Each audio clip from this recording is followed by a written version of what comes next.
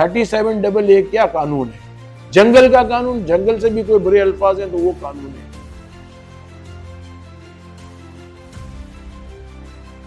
छोटे ताजिर, बड़े ताजिर अपने अपने तौर पे ये बात करें कि कराची चैम्बर अगर स्ट्राइक करेगा हम उसके साथ हैं, तो हम स्ट्राइक अनाउंस कर देंगे।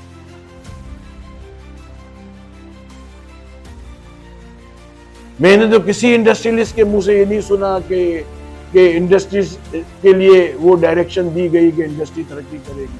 किसी एक्सपोर्टर के मुंह से ये नहीं सुना कि एक्सपोर्टर के लिए ये डायरेक्शन दी गई कि एक्सपोर्ट जो है बढ़ेगा।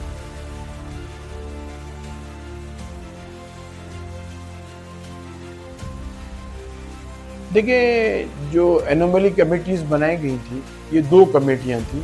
बिजनेस वाली जो कमेटी थी उसकी मीटिंग के लिए हमने फोन किया कि भाई मीटिंग ही नहीं बुला रहे आप, क्या है। जब एनोमली कमेटी की मीटिंग कॉल की गई तो इन्होंने सिस्को का जो है वीडियो लिंक भेजा, जिस पे ना बात समझ में आ रही थी, ना आवाज समझ में आ रही थी, ना ये स्लाइड्स चला रहे थे, वो पढ़ी जाती। 1 घंटे तक इंतजार करते रहे। फिर उसके बाद लिंक ही किसी को नहीं भेजते, लिंक भी एक को मुझे भेजे तो मैंने लोगों को शेयर किए। वो लिस्ट इन्होंने भेजी, जब लिस्ट हमने उसमें सब चीजें देखी, इश्यूज जो चैम्बर्स ने और जो कमेटी के मेंबर्स थे उन्होंने जो भेजे थे वो तो थे ही नहीं, वो बहुत कम थे। दूसरे जिन्होंने भेजे थे इनको डायरेक्ट वो वाले थे। फिर दोबारा उसकी भी IR की, उस मीटिंग के अंदर तो 1 घंटे 1.5 घंटे के बाद वो आए, अपना मेंबर आया और उसके बाद मीटिंग शुरू हुई तो 5 मिनट बाद उठ के चले गए और लिस्ट भी हमें नहीं भेजी। फिर उसके बाद जब दोबारा वो बोला कि चेयरमैन साहब बुला रहे हैं, फलाना बुला रहे हैं, और मैं माफी चाहता हूँ मैं लेट हो गया था, फाइनेंस मिनिस्टर के पास चले गया था। तो भाई हमें आपने टाइम दिया था, फाइनेंस मिनिस्टर को बोलते ना हमने टाइम दिया है, और इतने चैम्बर इसके प्रेसिडेंट बैठे हैं, इतने लोग बैठे हैं। मुझे तो समझ में नहीं आता कि फाइनेंस मिनिस्टर इतने इम्पोर्टेंट हैं, कि चैम्बर के प्रेसिडेंट इम्पोर्टेंट हैं, कि टैक्स देने वाले इम्पोर्टेंट हैं।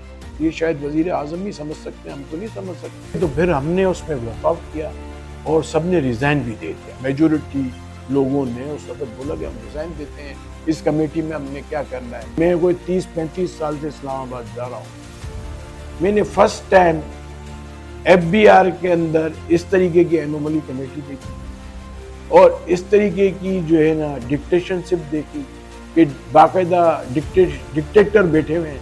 हालांकि मार्शल लॉ के दौर में, मुशर्रफ के दौर में, ज़ियाउल हक के दौर में भी हम CBR में भी गए हैं, FBR में भी गए, कभी हमने ऐसे मामला नहीं देखे। मतलब ये तो ऐसा लग रहा है कि डेमोक्रेसी है ही नहीं। ये तो मार्शल लॉ से भी बुरा हाल है कि जिस तरीके का बिहेवियर था FBR का और जिस तरीके से मीटिंग हो रही थी। तो फिर उसके बाद हमने सबने सोचा कि हम प्रेस कॉन्फ्रेंस करें, क्या करें। हमने अपने मेंबरों से तजावीज़ मांगी कि क्या करना चाहिए। उसमें कुछ मेंबर्स ने कहा कि आप बैनर लगाएं और एहतजाज करें और हड़ताल की कॉल दें। हमें काफ़ी ताजिरों ने कहा कि आप हड़ताल की कॉल करें। तो हमने बैनर तो लगाने शुरू कर दिए हैं। अब हम ये ताजिरों को कहेंगे कि अगर छोटे ताजिर, बड़े ताजिर अपने अपने तौर पे ये बात करें कि कराची चैम्बर अगर स्ट्राइक करेगा हम उसके साथ हैं, तो हम स्ट्राइक अनाउंस कर देंगे। और आप मुझे बताएं कि इस बजट के अंदर फाइनेंस मिनिस्टर हर स्पीच के अंदर ये कह रहे हैं कि ये अवाम दोस्त बजट है और अवाम को रिलीफ दिया है, इंडस्ट्री को रिलीफ दिया है। मैं इंडस्ट्रियलिस्ट हूँ, मैं इंडस्ट्रियलिस्ट से पूछता हूँ, मैं इंडस्ट्रियल एसोसिएशन का प्रेसिडेंट भी रहा हूँ और मैं कोई 1984 से इंडस्ट्री में काम कर रहा हूँ। मैंने तो किसी इंडस्ट्रियलिस्ट के मुंह से ये नहीं सुना कि इंडस्ट्रीज के लिए वो डायरेक्शन दी गई कि इंडस्ट्री तरक्की करेगी। किसी एक्सपोर्टर के मुंह से ये नहीं सुना कि एक्सपोर्टर के लिए ये डायरेक्शन दी गई कि एक्सपोर्ट जो है बढ़ेगा। फाइनेंस मिनिस्टर को नजर आता है जिसने ना जिंदगी में इंडस्ट्री चलाई है, ना जिंदगी में एक्सपोर्ट किया है, बैंकर है वो, उसको कैसे नजर आता है कि इंडस्ट्री चलेगी। आप लार्ज स्केल इंडस्ट्रीज का देख लें हाल, आप एक्सपोर्ट का देख लें हाल। एक्सपोर्ट जो चली वो एक EFS की वजह से चली।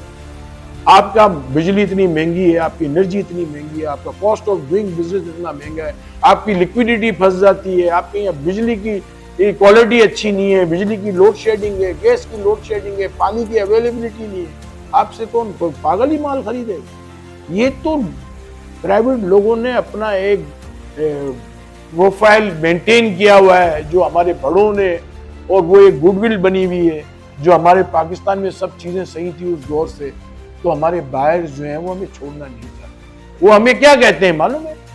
वो हमें कहते हैं कि आप इस मुल्क में क्यों बैठे हुए हो, आप कहीं और जाकर जगह इंडस्ट्री लगाओ, हम तो आपसे मांगो। और आप मुझे ये बताएं कि अब 37AA क्या कानून है?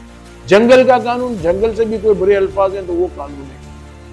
आप एक जगह 50 करोड़ तक का करप्शन कोई करे तो उस पर नैब केस नहीं बनाए। दूसरी जगह आपका 40 साल से एक आदमी टैक्स दे रहा है और उस पर कोई शक पड़ गया, आप उसका अकाउंट बंद कर देंगे, आप उसके अकाउंट से पैसे ले जाएंगे। ये कौन सा तरीका है? कौन इस मुल्क में रुके? हमें तो लोग कह रहे हैं कि आप चैम्बर के प्लेटफॉर्म पे एक कमेटी बनाए ताकि हम दूसरे मुल्कों में जाके अपना इन्वेस्टमेंट करें। अगर हम चाहते हैं कि गवर्नमेंट हमारी बात सुने, प्राइम मिनिस्टर हमारी बात सुने, ताकि हम कोई बेहतर फैसले करें और ताकि लोगों को पता चले, या तो फिर फाइनेंस मिनिस्टर अनाउंस कर देते बजट में कि भाई आप इंडस्ट्रियलिस्ट जो हैं ये मुल्क छोड़ के चले जाएं, क्योंकि अब आपके लिए इस मुल्क में जगह नहीं है। फैसलाबाद भी ये बातें कर रहा है, सियालकोट भी ये बातें कर रहा है, लाहौर भी ये बातें कर रहा है। 4 तो शहर हैं जो इस मुल्क के जो एक्सपोर्ट करते हैं।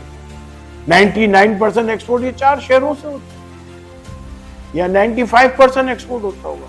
टैक्स भी ये 4 शहरों से, इंडस्ट्रियां इस 4 शहरों में। आप मुझे बताएं कि किस तरह काम होगा, हमें समझ में नहीं आ रहा। और हमारे लोग हमें कहेंगे स्ट्राइक, तो हम स्ट्राइक करेंगे। और फिर उसके बाद गवर्नमेंट का ये रवैया हो, और वो भी डेमोक्रेटिक गवर्नमेंट। पता नहीं किस बात की डेमोक्रेटिक गवर्नमेंट है, जो बिजनेस कम्युनिटी की कोई तजावीज सुनने को तैयार नहीं है, जो बिजनेस कम्युनिटी से मिलने को तैयार नहीं है, अपने मनपसंद लोगों से मिलने, अपने रिश्तेदारों से, अपने दोस्तों से मिलने के लिए वो हैं तैयार।